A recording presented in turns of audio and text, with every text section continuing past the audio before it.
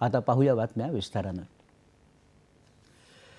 लोकसभेत प्रश्नोत्तराच्या तासात आयुष मंत्रालयाच्या माध्यमातून गेल्या 10 वर्षात आयुर्वेदाच्या विद्यापीठांमध्ये वाढ झाल्याची माहिती आयुष मंत्रालयाचे केंद्रीय राज्यमंत्री प्रतापराव जाधव यांनी दिली। आयुष मंत्रालयाच्या कामाच्या संदर्भात विचारलेल्या प्रश्नांचं ते उत्तर देत होते। 2013 मध्ये देशात केवळ 520 आयुर्वेद विद्यापीठं होती, मात्र पंतप्रधान नरेंद्र मोदी यांच्या कार्यकाळात गेल्या 10 वर्षात ही संख्या 883 वर पोहोचल्याचं त्यांनी सांगितलं। 2013 में यूजी की सीटें हमारे देश में सिर्फ लगभग 31,000 थी, जो कि बढ़कर 2024-25 में 66,718 हो गई।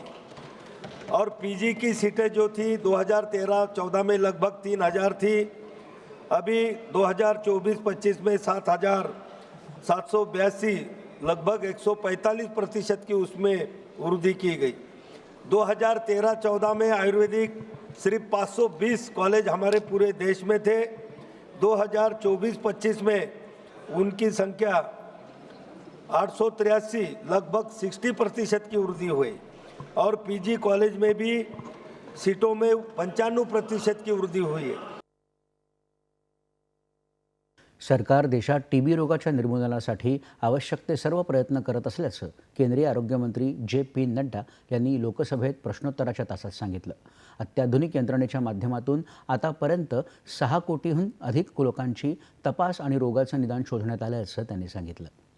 सारे देश से जब हम ये आंकड़े आपके सामने ट्यूबरक्लोसिस के रख रहे हैं, जिसके बारे में हमारी मंत्री महोदया ने आपके साथ 12.6 crores have been screened in a period of 100 days, और जिसमें 6,90,000 लोगों को टीबी से उनका ट्रीटमेंट हुआ है। संसदेच्या अर्थसंकल्पीय अधिवेशनाच्या आजच्या 8व्या दिवशी गिलोटिनचा वापर करून वित्त विधेयक संमत करून घेण्याची तयारी सरकारनं केली आहे। त्यासाठी भाजपानं आपल्या सर्व सदस्यांना हजर राहण्यासाठी 3 ओळींचा पक्षादेश जारी केला आहे। जर काही विरोधामुळे वित्त विधेयकावर चर्चा होऊ शकली नसेल तर सरकार गिलोटिनच्या आधारे कोणत्याही चर्चेशिवाय वित्त विधेयक संमत करून घेऊ शकते। अर्थसंकल्प निर्धारित वेळेत मंजूर व्हावा आणि सरकारचं कामकाज सुरळीत होत राहावं यासाठी गिलोटिनचा वापर केला जातो। अर्थसंकल्प सादर झाल्यानंतर संसदेचं कामकाज सुमारे 3 आठवड्यांपर्यंत तहकूब केलं जातं। या काळात सभागृहाच्या स्थायी समित्या विविध मंत्रालयांच्या अनुदान मागण्या तपासून अहवाल तयार करतात।